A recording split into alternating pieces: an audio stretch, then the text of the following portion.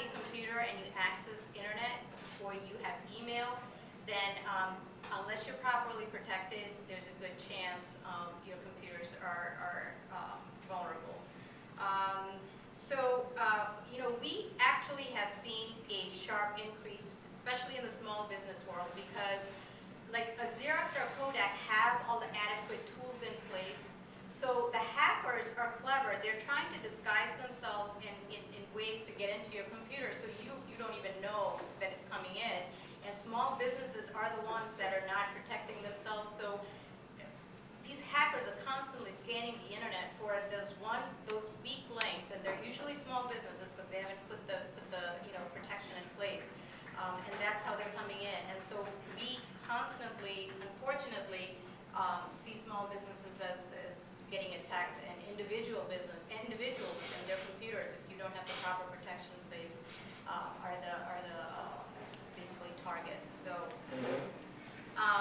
So the information I'll share today is not only going to educate as to why you're having this problem, but things that you have to do and you should do to protect yourself.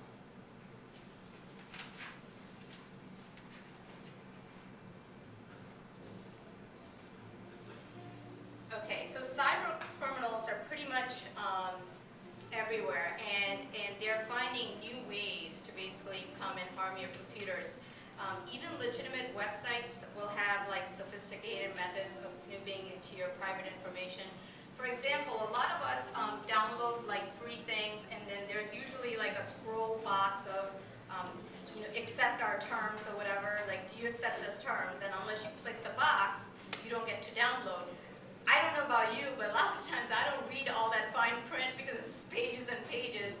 But if you do read the fine print, they're actually asking you that we're going to be sending information about your computer periodically to our website, and that is a form of spyware. They're basically looking at the clicks you're doing, information about your habits, and sending it to their location, and that's actually legal, and you are basically accepting it in a lot of those cases.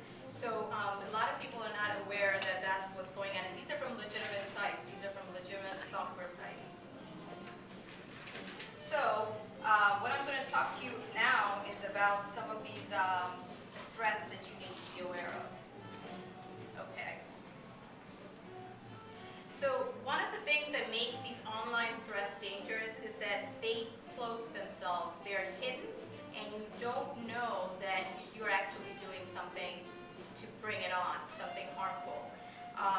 Because the people who write these malicious programs are clever, and they're doing it so that it's disguised as something else, or you think you're downloading something safe, but in turn, just like the example I gave you, even from legitimate sites, if you read that acceptance, or you're accepting the terms and conditions of the downloading of the software, there's probably something in there that says, we're going to periodically send information from your computer.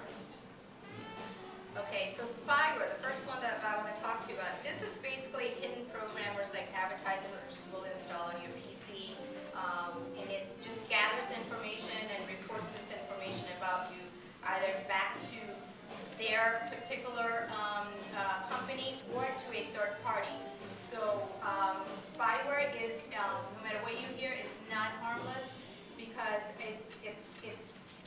once they send that information about what sites you're going to and things like that, you're target for spam now. So all of a sudden you're going to see an increase in spams that you're starting to get. Your web browser will get altered, even though you didn't say that you want to switch web browsers. And you'll start to see your network slowing down, your PC slowing down, more pop-up ads, and then in extreme cases, your identity can be stolen and reported out to the internet. So spyware, even though it's not illegal, spyware is actually a legal form, but it can cause problems unless you get rid of it. So. And basically it's coming in, it's piggybacking off of other programs. And so that's how you're inviting it in. And it doesn't destroy data, so it's not considered like a virus. It's not replicating itself. It's just sitting there, collecting information, and then sending that information out,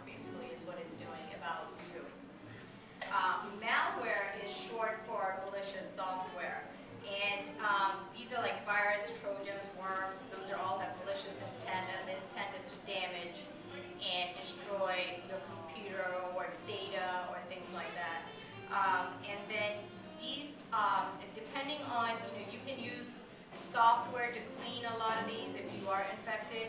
Some are so bad that we have seen cases where we have to completely